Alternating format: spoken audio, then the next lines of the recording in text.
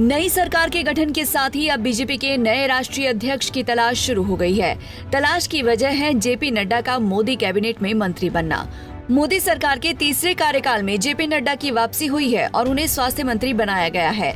JP Nadda पहली बार 2014 में मोदी सरकार के पहले कार्यकाल में भी स्वास्थ्य मंत्रालय की जिम्मेदारी संभाल चुके हैं, लेकिन दूसरे कार्यकाल के समय नड्डा की संगठन में वापसी हुई और उन्हें पार्टी का राष्ट्रीय अध्यक्ष बनाया गया था। नड्डा जहां मंत्रिमंडल में नई भूमिका में होंगे, तो ऐसे में राजनीतिक गलियारों में चर्चा और तेज हो गई है कि अध्यक्ष की कुर्सी कौन संभालेगा।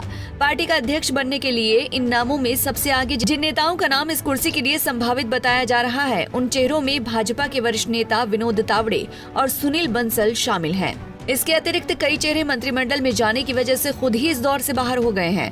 पार्टी सूत्रों के मुताबिक अध्यक्ष पद के लिए शुरुआत से ही धर्मेंद्र प्रधान, मनोहर लाल खट्टर और देवेंद्र फडणवीस का नाम भी बताया जा रहा था, लेकिन प्रधान और खट्टर को मोदी कैबिनेट में जगह मिलने से अब ये दो नाम चर्चा से बाहर हो गए हैं। इस समय जिन नामों को लेकर सबसे अधिक चर्चा है, उनमें महाराष्ट्र के नेता विनोद तावड़े और सुनील बंसल का नाम शामिल है। तावड़े भाजपा के वरिष्ठ नेता हैं और मुंबई के भी अध्यक्ष रह चुके हैं।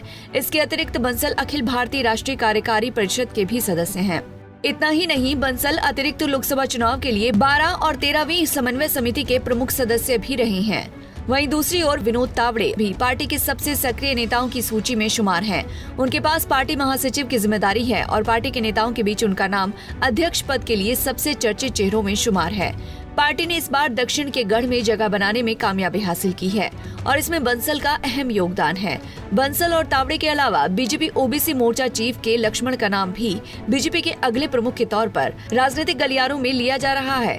लक्ष्मण तेलंगाना से आते हैं। ये वही राज्य है जहां बीजेपी आंध्र प्रदेश के बाद दक्षिण में सबसे ज्यादा ध्यान दे रही है।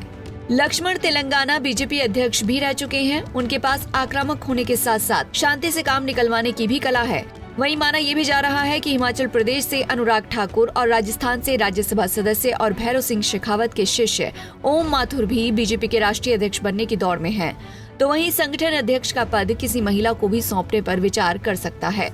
दरअसल भाजपा में राष्ट्रीय अध्यक्ष का कार्यकाल 3 साल के लिए होता है और किसी भी अध्यक्ष को केवल 2 ही कार्यकाल दिए जा सकते हैं। नड्डा का कार्यकाल पहले ही खत्म हो गया है और इस कार्यकाल को जून 2024 तक के लिए चुनावों की वजह से बनाया गया था। जेपी नड्डा वर्ष 2012 में राज्यसभा के सांसद बने थे।